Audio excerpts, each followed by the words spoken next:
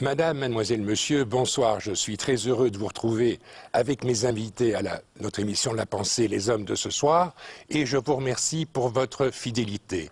La présence juive en Belgique est ancestrale, et nous voudrions l'évoquer aujourd'hui à travers quelques images.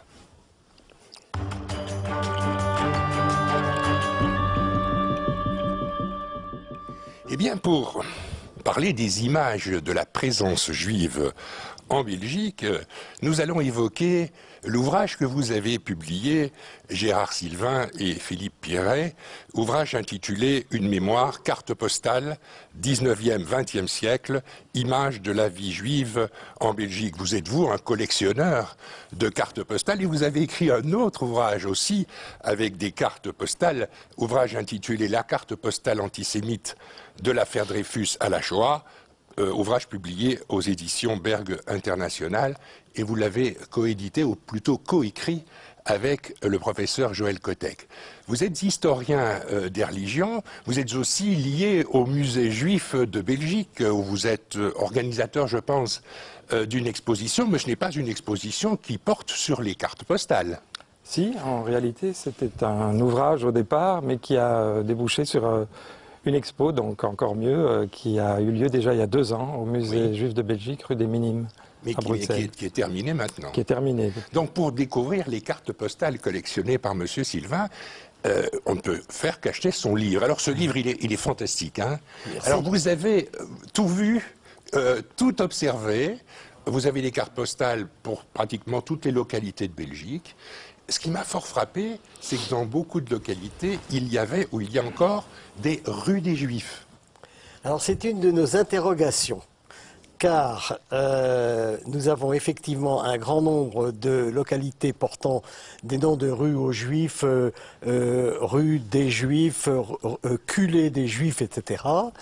Mais malgré les démarches que nous avons pu faire, les recherches que nous avons effectuées, nous sommes aperçus que les maires eux-mêmes, les échevins, dit en Belgique, sont totalement incapables de nous donner des renseignements sur l'origine de ces noms. Nous ne savons pas encore à l'heure actuelle pour quelles raisons ces localités portent le nom de rue des Juifs. Est-ce que c'est pas parce qu'il y avait davantage de personnes d'origine juive habitant dans ces rues-là? On pourrait le penser, mais je pense que ça n'est pas tout à fait le cas. Je pense que, par exemple... C'est pas l'argument définitif. Ben, probablement des Juifs qui, à la suite des guerres napoléoniennes, ont échoué dans certains villages, dans certaines communes, et puis se sont établis là pour quelques moments, on ne sait pas pour combien de temps, se sont arrêtés, et puis sont repartis, ou d'autres ne sont même pas repartis. Parce que dans l'histoire, et surtout dans l'histoire un peu plus ancienne, les Juifs vivent souvent en communauté, et donc se regroupent au sein d'une localité, par exemple, à peu près dans le même quartier. C'est peut-être pour ça qu'on trouve notamment des rues de la juiverie. En France, il y a pas mal de villes qui portent ce nom-là. Encore faut-il que nous sachions à quel moment ils sont arrivés, pour quelles raisons ils sont arrivés, et pour quelles raisons ils sont repartis d'ailleurs. Bien sûr. Alors je me permettrai d'ajouter que pour les grandes villes, tout de même, Gérard, nous n'avons pas de problème à identifier. En fait, ce sont les habitats du Moyen-Âge, et puis, comme tu l'as très bien dit, les passages des armées napoléoniennes, les différents conflits avec le régime autrichien aussi.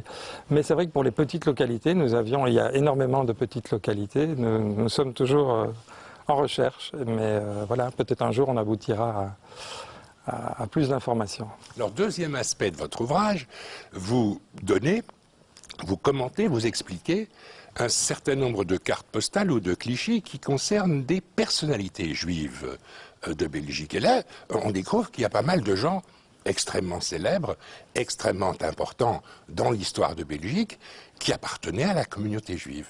Est-ce que vous pourriez évoquer quelques-uns de ces personnages extrêmement importants? Vous avez raison d'insister sur ce fait, parce que, en fait, ce sont des Juifs qui ont fait la Belgique. Faut pas l'oublier. Je disais personnage important. C'est important, bien sûr.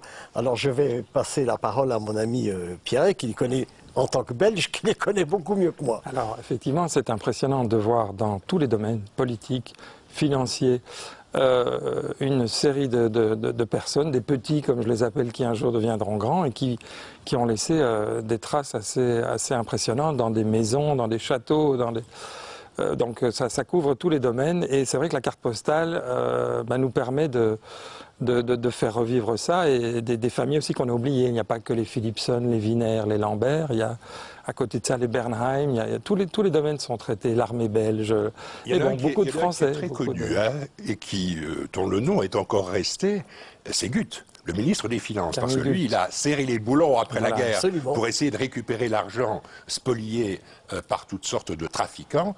Et le nom Guth, grand personnage de l'État, important ministre des Finances, est resté comme personnalité juive, alors que beaucoup des noms que vous citez n'apparaissent pas comme des membres de la communauté. Oui, avec un petit bémol, c'est que Camille Guth, il figure là dans une carte antisémite assez virulente, et donc qui nous permet de rappeler le rôle qu'il a joué. Oui, je le disais, il n'a pas toujours été apprécié par tout le monde, puisqu'il a fait rentrer l'argent et il n'a redistribué que le fameux compte Guth. Très peu de monnaie sonnante et trébuchante. C'est-à-dire que les cartes antisémites, pardonnez-moi, oui, je vous en prie. Les cartes antisémites, elles n'existent que parce qu'il y a des juifs. Ça semble évident, donc... Bien sûr, mais par exemple pour Bernheim, pour d'autres, pour Bischofsheim par exemple, dans les cartes que vous publiez, il n'y a pas d'allusion antisémite. C'est surtout Guth qui a laissé de mauvais souvenirs, pas comme juif, comme ministre des Finances. Je crois qu'il faut le souligner. Alors il y a une importante partie de votre livre qui concerne les vitraux de la cathédrale Saint-Michel et Gudule. Alors rappelez-nous pourquoi. Monsieur Sylvain peut-être, ou Philippe Pierret. C'est-à-dire c'est l'éternel sujet du meurtre rituel qui revient, et encore à l'heure actuelle d'ailleurs, le meurtre rituel qui est attribué aux Juifs et qui a été condamné d'ailleurs par un certain nombre de papes, est une légende, une invention qui a porté un tort énorme aux communautés juives depuis le Moyen-Âge jusqu'à nos jours, et c'est une légende qui perdure. Alors, Philippe Pierret va vous dire très exactement ce qui concerne les vitraux de Sainte-Gudule, ce qu'il en est. Alors, Sainte-Gudule, c'est une pâle copie, si j'ose dire, mais très brillante dans sa reproduction. C'est une copie de la légende de Paris de 1290, 1290. L'église des Billettes, aujourd'hui, qui peut encore même se visiter, c'est l'accusation de vol d'hosties sacrées, d'hosties qui se mettent à saigner. Ils sont accusés d'avoir volé des hosties, de les avoir poignardées. Les hosties se sont mises à saigner. Et voilà, on est parti dans le délire qui va amener justement au délire du meurtre rituel. La profanation des hosties étant un des aspects supplémentaires. On les a aussi accusés, les membres des communautés, d'avoir assassiné des enfants. Absolument. C'est ça notre rituel. Dont le Mannequin Peace, n'ayons pas peur des mots. Une des 12 légendes du Mannequin Peace est assez effrayante, je ne la connaissais pas. C'est d'avoir kidnappé un enfant et de l'avoir assassiné, mais enfin d'avoir voulu l'assassiner. L'enfant ayant survécu, les parents en signe de, comment dirais-je, très heureux d'avoir retrouvé leur enfant, ont érigé une statue. Une histoire abracadabrante. Eh bien, nous sommes arrivés au terme de notre émission. On pourrait en parler des heures de votre livre parce qu'il recèle des richesses extraordinaires.